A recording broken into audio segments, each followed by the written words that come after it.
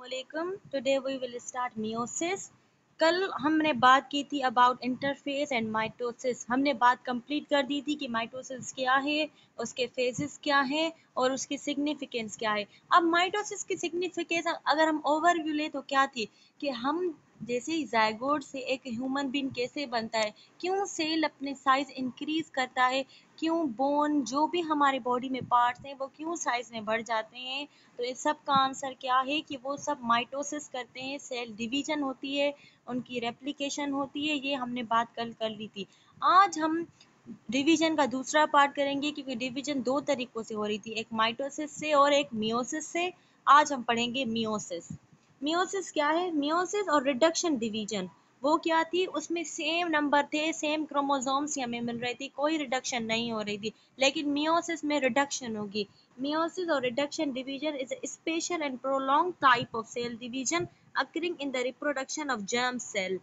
ये मियोसिस हमारे पास क्या है या रिडक्शन डिवीजन है, जो स्पेशल टाइप है वो उसी सेल्स में होती है जिनको हम कहते हैं जर्म सेल या सेक्स सेल। इसके अलावा ऑटोसोम्स में मियोसिस नहीं होगी।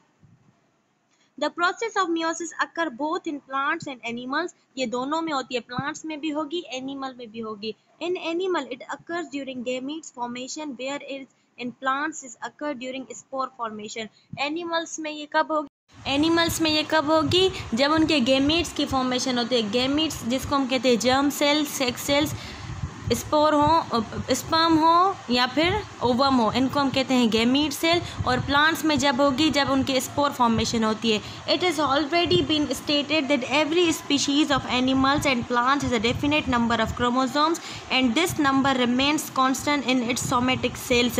ये हमें पता है कि एवरी स्पीशीज, जो भी एनिमल की स्पीशी हो, ह्यूमन हो, एनिमल्स हो, केट्स हो, रेट्स हो, जो भी स्पीशीज़ है उसमें क्रोमोसोम नंबर सेम रहते हैं। उसकी वजह ये है क्योंकि वो मियोसिस करते हैं। अगर ये रिडक्शन नंबर हो ही ना तो ये हर स्पीशी के बाद ये नंबर बढ़ जाएंगे, पता नहीं लाखों अरबों में ये नंबर चले जाएं।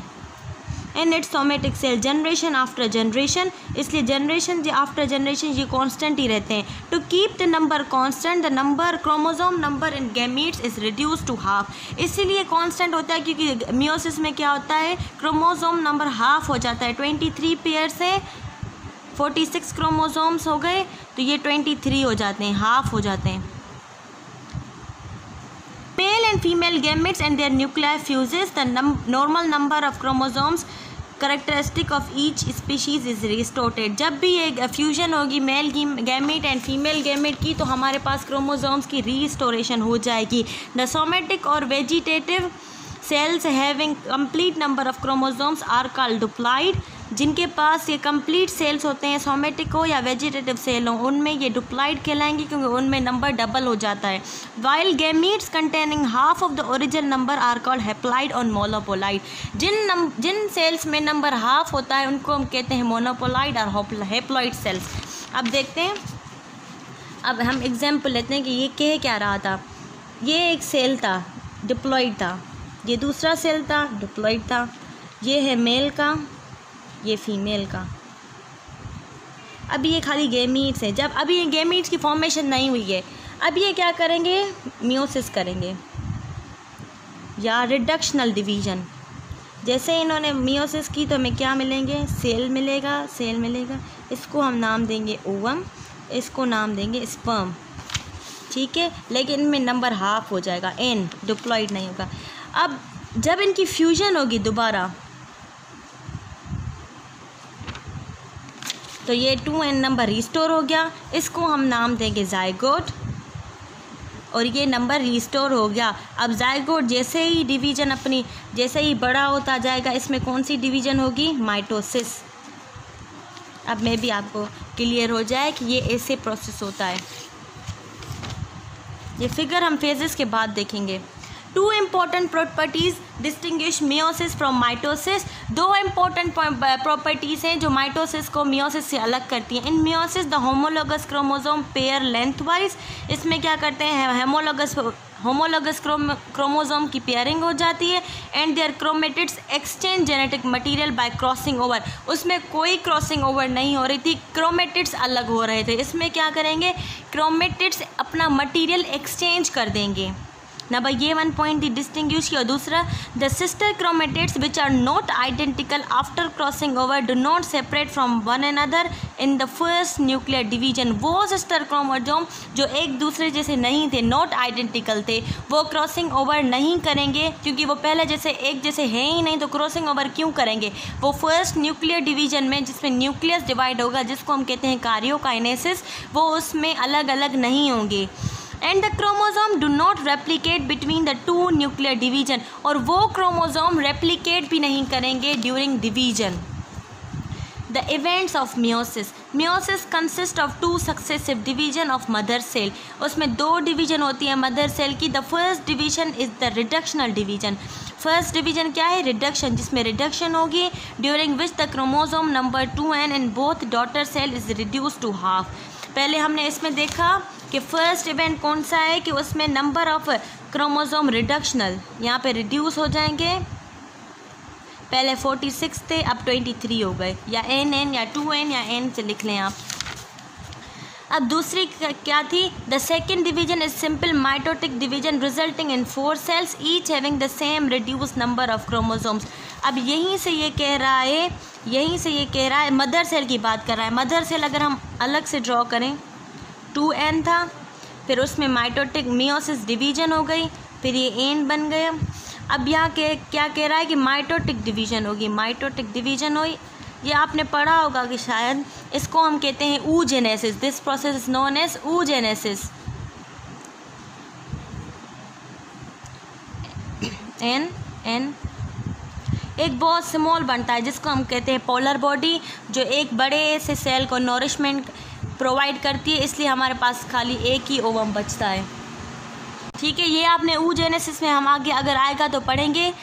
ये ऐसे होता है, फर्स्ट मियोटिक डिवीजन होती है, ये मदर सेल की बात कर रहा है। मदर सेल में क्या हो गए? First meiotic division number half हो गए, फिर ये नंबर हाफ वाला हेप्लॉइड ही सेल माइटोटिक डिवीजन करेगा, 4 सेल बनाएगा ऐसे, जिसमें एक बहुत छोटा होता है, पोलर बॉडीज़ होती हैं, 1-2 रिड्यूस होके इस दोनों को, इन दोनों ये अगर रिड्यूस हो जाए इसको नॉरिशमेंट प्रोवाइड करेंगे ताकि एक ही ग्रो हो जाए।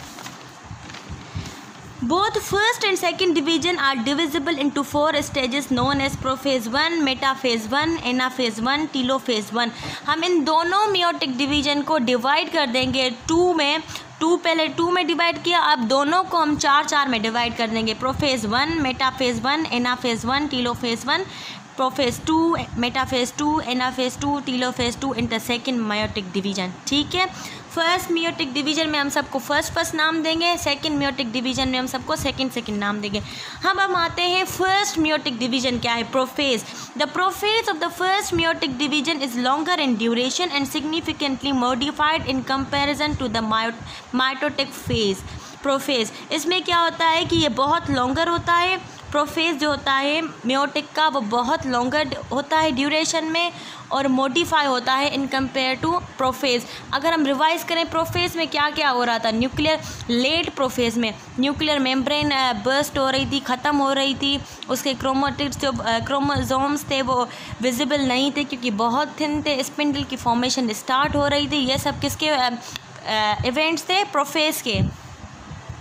लेकिन अब इसका प्रोफेज बहुत बड़ा होता है, इसलिए हम रिकॉग्नाइज करने के लिए इस प्रोफेज को फिर 5 में डिवाइड करते हैं। Leptotene, zygotene, pachytene, diplotene and diakinesis. Leptotene, the leptotene initiate meiosis. Leptotene क्या करता है? मियोसिस को इनिशिएट करता है। The cell undergoing meiosis is comparatively large in size and possess a large nucleus. ये क्या करता है? मियोसिस जो होता है वो लार्ज होता है साइज में एंड लार्ज न्यूक्लियस होता है इसके पास। ठीक है, it is duplicated chromosome number. The chromosome और chromonemata in this stage are observe to be very thin, long threads and longitudinal cell rather than double as in mitosis. Each chromosome present beaded appearance due to the presence of dense granules of chromosome at irregular intervals along its entire length. अब इसमें क्या कह रहा है? First meiosis का भी पहला phase है लेप्टोटीन। इसमें ये कह रहा है कि सेल जो है क्रोमोसोम और क्रोमोनेमिटा वो बहुत थिन है, हम उसको विजिबल नहीं कर सकती क्योंकि प्रोफेज ऑफ माइटोसिस में भी यही था। और उसमें बीड्स लाइक अपीयरेंस बने होते हैं जो इरेगुलर होते हैं। ठीक है, और इसके पास ये लार्ज सेल होता है और लार्ज न्यूक्लियस होता है। अब इसमें क्या था कि लार्ज सेल था और उसमें लार्ज न्यूक्लियस था, और फिलहाल इसके नंबर क्या हैं, 2 एंड डिप्लॉइड नंबर है। ठीक है, ये फेजेस आप याद कर लें। मियोसिस का हमने लेप्टोटीन किया है फिलहाल। ये इसके स्ट्रक्चर होंगे, लॉन्ग थ्रेड लाइक क्रोमोसोम से, बीडेड अपीयरेंस है, बीडेड दानेदार अपीयरेंस है, क्रोमोसोम नंबर डबल है, लार्ज न्यूक्लियस है, लार्ज सेल है। ठीक है, अब zygotene, the zygotene commences with the movement of homologous chromosome brought together by the attraction between them. Zygotene start ही होगा तो उन जो होमोलोगस क्रोमोसोम है उनमें अट्रैक्शन हो जाएगी और वो एक दूसरे के साथ हो जाएंगे। Thus the chromosome of each homologous pairs approaches each other and become intimately associated to be bivalent.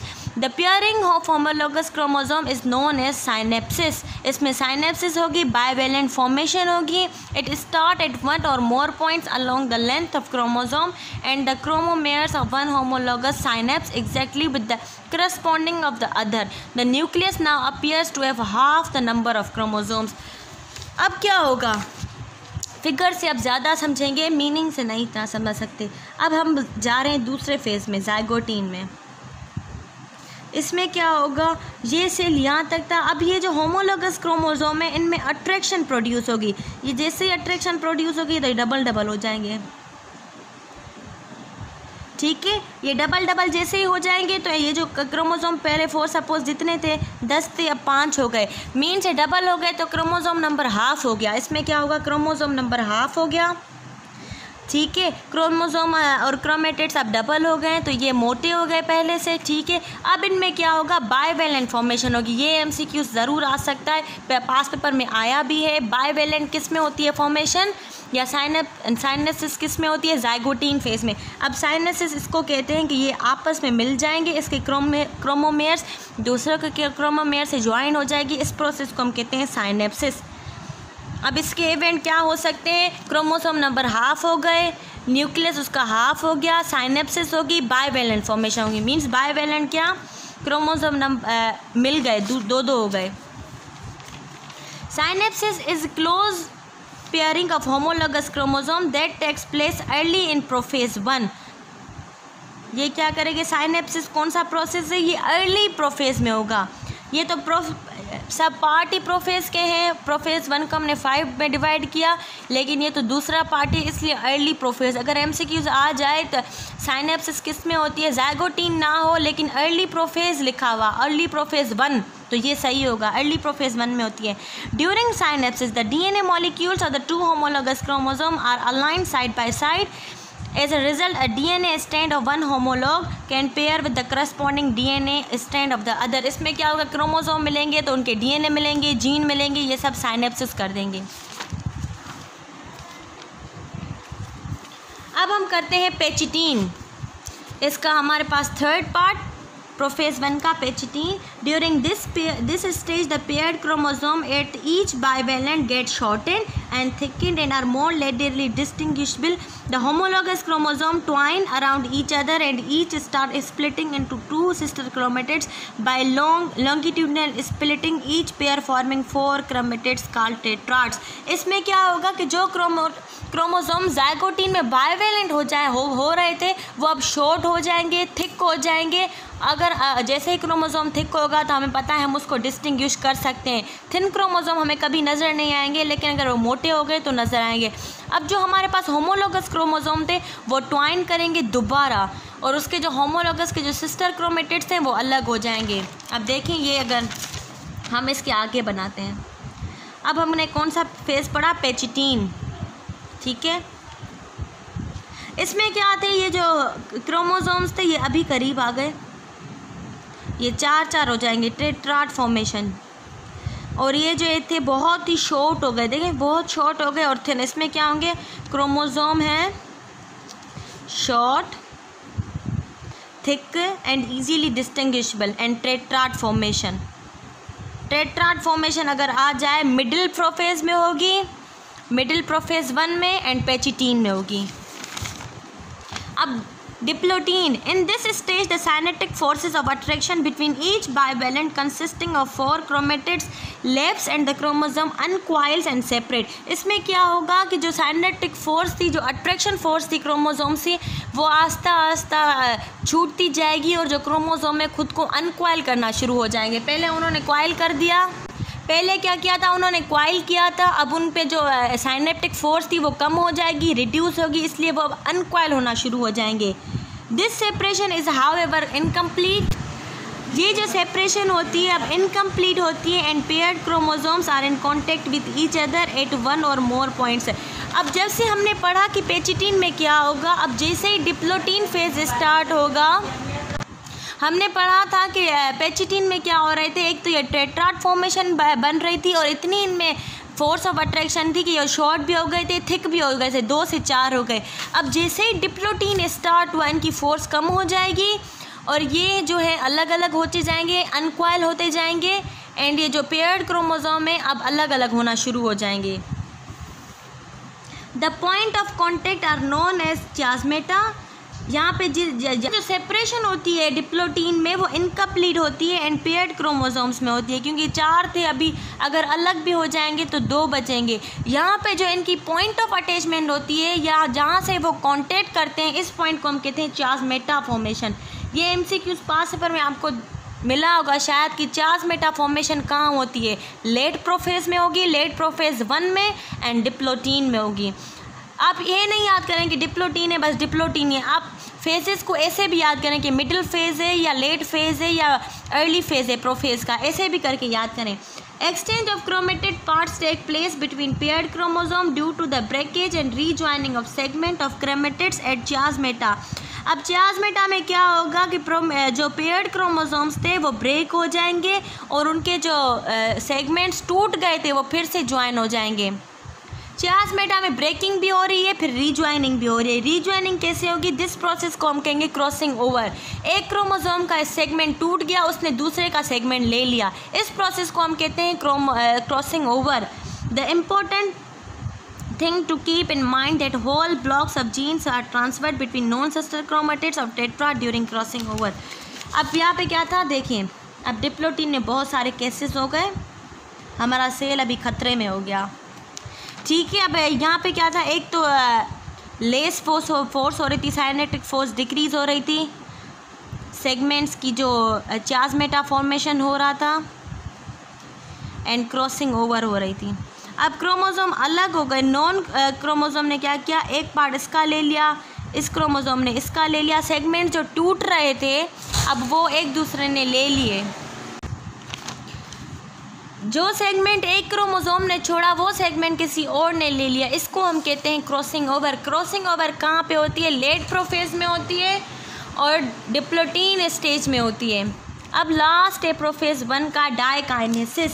The diakinesis is characterised by disappearance of nuclear membrane. उसमें भी न्यूक्लियस मेम्ब्रेन प्रोफेज में ही डिसअपियर हो रही थी, लेट में ही हो रही थी, लेकिन इसमें भी लेट प्रोफेज में ही हो रही है, सिमिलरिटी है। Nucleolus and completion of spindle apparatus.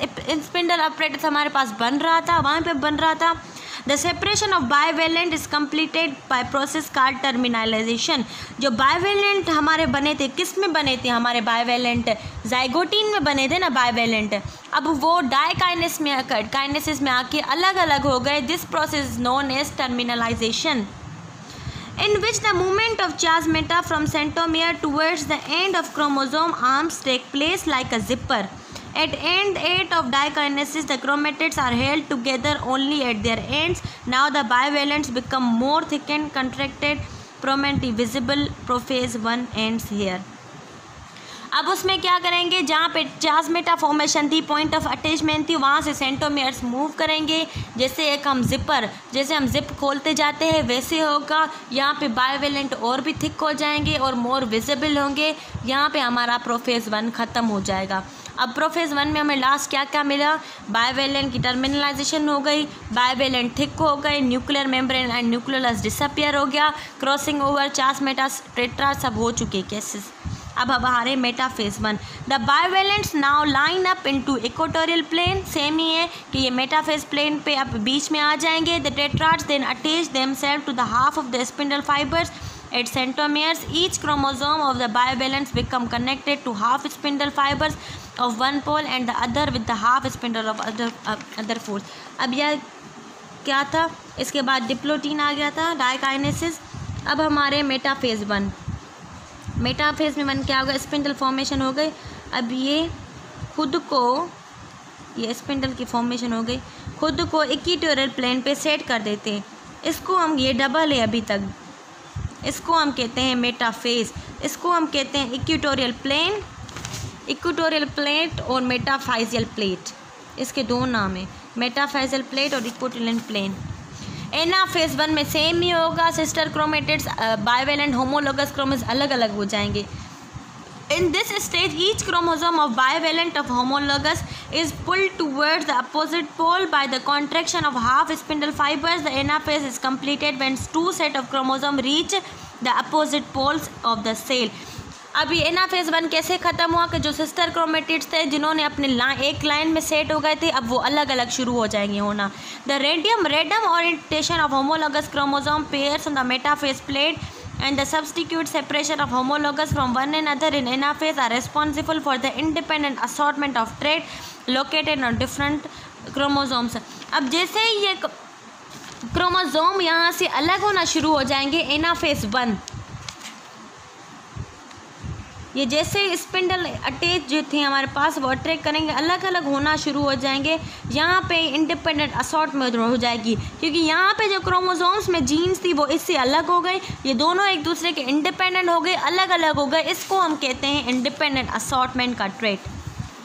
अब हम आते हैं last phase of meiosis one, telophase one. When the chromosome reach opposite poles, two new nuclei begin to form. Now new nuclear membranes appears and the chromosome uncoil. A brief pause in the meiotic pause may follow. However, the meiosis chromosome are still double strand, consist of two chromatids, thus they are ready to divide again and the second meiotic division begins. अब ये divide हो चुके हैं एक बार, लेकिन आपको पता होगा कि टेट्राड फॉर्मेशन किस फेज में हुई थी, पेजिटीन में हुई थी या मिडिल प्रोफेज में टेट्राड फॉर्मेशन हुई थी ना। ये क्रोमोसोम नंबर 4 इसीलिए हुए क्योंकि उनको 2 बार डिवाइड होना है। अगर एक ही बार में हो जाते, अगर टेट्राड फॉर्मेशन नहीं हो जाती, टीलोफेज तक हमारे हो जाते अलग अलग, लेकिन इतनी क्रॉसिंग ओवर नहीं होती। अब टीलोफेज वन उसी तरह सेम है, न्यूक्लियर मेम्ब्रेन अपीयर हो जाएगी, क्रोमोसोम अभी बाइवेलेंट है, डबल हो जाएंगे और सारे जो भी थे न्यूक्लियर मेम्ब्रेन वो इनटेक हो जाएगी दोबारा। अब ये सेकेंड मेयोटिक डिवीजन के लिए रेडी हो गया है, second meiotic division is ready. अब हम करेंगे सेकेंड, इसको हमने दोबारा डिवाइड करना है। आज सेल की खेल रही है, हमें इससे एक बार नहीं 2 बार डिवाइड करना है, ठीक है। अब हम स्टार्ट करते हैं। The telophase one is followed by short interphase. कल हमने पढ़ा था इंटरफेज क्या है, डेफिनेशन उसकी 2 थी। रेस्टिंग फेज और non divisible phase of cell is known as interphase. या तो एक डिवीजन के लास्ट में जो उसके इवेंट्स थे, वो पेज नहीं है मेरे पास, मैंने ऐसे ड्रा किया था, फर्स्ट डिवीजन के जो एंड में और जो सेकंड डिवीजन के स्टार्ट में जो भी इवेंट्स हैं या रेस्ट है, उस फेजेस को हम कहते हैं इंटरफेज। अब देखें क्या है कि फर्स्ट डिवीजन कौन सी हो गई हमारे पास, फर्स्ट मेयोटिक डिवीजन। अब हमारे पास होती है सेकंड मेयोटिक डिवीजन। इसके बीच में जो सेल रेस्ट करेगा इसको हम कहेंगे इंटरफेज। समटाइम्स द इंटरफेज में persist for a considerable length of a time. कभी कभी ये बहुत ज़्यादा हो जाता है इंटरफेस, कभी कभी छोटा हो जाता है। At interphase between 2 meiotic division there is no replication of chromosome. Interphase में हमने कल भी पढ़ा था कि सेल रेप्लिकेट नहीं करेगा, डिवाइड नहीं करेगा, लेकिन अपने आप को प्रिपेयर करता है कि उसे डिवाइड होना है आगे चल के। These are now haploid in number although each one consist of 2 chromatids. अभी ये हैप्लॉइड नंबर में है लेकिन क्रोमोसोम्स अभी डबल थे क्योंकि उनके पास 2 क्रोमेटिड्स हैं, क्रोमेटिड्स से बाइवेलेंट हैं अभी। अब prophase 2 the centrioles divide in the spindle are formed. वैसे ही होगा कि स्पिंडल फॉर्म होंगे, सेंट्रियोल्स डिवाइड होंगे, which at right angle to the spindle of first meiotic division. The nuclear membrane disappear and the splitted chromatids dyads arrange themselves at the equator plane. उसमें क्या था, tetrad थे, बस इसमें tetrad लफ्ज़ का हटा के डायट कर दें। अब क्या होगा, इसमें वही होगा, सेंट्रोमियल डिवाइड होंगे, सेंट्रियोल स्पिंडल की फॉर्मेशन होगी, न्यूक्लियर मेम्ब्रेन न्यूक्लियोलस सब डिसअपियर हो जाएंगे। मेटाफेज 2, द हाफ और discontinuous spindle fibres attach at the centromeres of dioids and the two chromatids get separated at the centromere from each other। इसमें क्या करेंगे कि ये जो डायोइड्स थे या डिसकंटिन्यूस फाइबर्स थे, डिसकंटिन्यूस स्पिंडल फाइबर्स किसके थे, कल हमने पढ़ा था माइटोटिक अपरेटस के एक फाइबर्स में से, 3 फाइबर्स में से एक फाइबर्स हैं, वो अपने आप को सेंट्रोमियर पे अटैच करेंगे एंड जो 2 क्रोमेटिड्स हैं वो एक दूसरे से अब अलग होने लगे हैं। एनाफेज में क्या होगा, 2 सेट ऑफ क्रोमोसोम्स अलग अलग हो जाएंगे, at each spindle start towards the opposite pole, और अपोजिट में चले जाएंगे, each chromatid is now monad. अगर हम इसको ही दोबारा ड्रा करें, बस इसमें नंबर ऑफ ये सेम ही इवेंट्स होंगे लेकिन number of chromosome half half करते जाएं। The anaphase finishes when the monods reach the pole. Telophase 2. The chromosome uncoil and form separate groups, and around each group a nuclear membrane is formed. Cytoplasmic division or cytokinesis is followed, resulting in 4 daughter cells, each with haploid number of chromosomes. 4 daughter cells बनेंगे, cytoplasm सब कुछ divide हो गया, nuclear membrane दोबारा आ जाएगी और meiosis हमारी complete हो गई। Sexual reproduction and the close association between homologous chromosome that occurs during meiosis, जो भी reproduction and close association meiosis में होती है, probably evolved as mechanism to repair chromosomal damage by using the homologous chromosome as a template. The repair mechanism then provided as ready means for generating genetic recombination by crossing over. अगर ये sexual reproduction नहीं हो और से crossing over नहीं हो तो जो आपके पेरेंट्स है एज इट इज़ आप बनेंगे। क्रॉसिंग ओवर इसीलिए ही तो होती है ताकि कुछ जो हमारे पास जीन है वो मदर की आ जाए, कुछ हमारे पास फादर की आ जाए। अगर हमने ड्रा किया था मियोसिस 1, जो मियोसिस 2 है वो भी ऐसी ही होगी लेकिन क्रोमोसोम नंबर का फ़र्क होगा। अब इसमें प्रोफेज 1 में क्या हो रहा था, ये न्यूक्लियर मेम्ब्रेन शेडेड हो रही थी, क्रोमोसोम्स अभी डोनेट्स हैं या डाइवेलेंट है, ठीक है। अब ये इनको क्या करना है, इक्वेटोरियल प्लेन पे 1 करना है, मियोसिस 2 प्रोफेज। अब मेटाफेज 2 अभी ये नहीं है, अब ये इक्वेटोरियल है प्लेन 4 सपोज ऐसे ही, अभी ये डोनेट है, ठीक है। यहाँ पे स्पिंडल की फॉर्मेशन स्टार्ट हो रही है, यहाँ पे स्पिंडल बन जाएंगी, ये स्पिंडल फाइबर्स हैं। एनाफेज 2 में क्या होगा,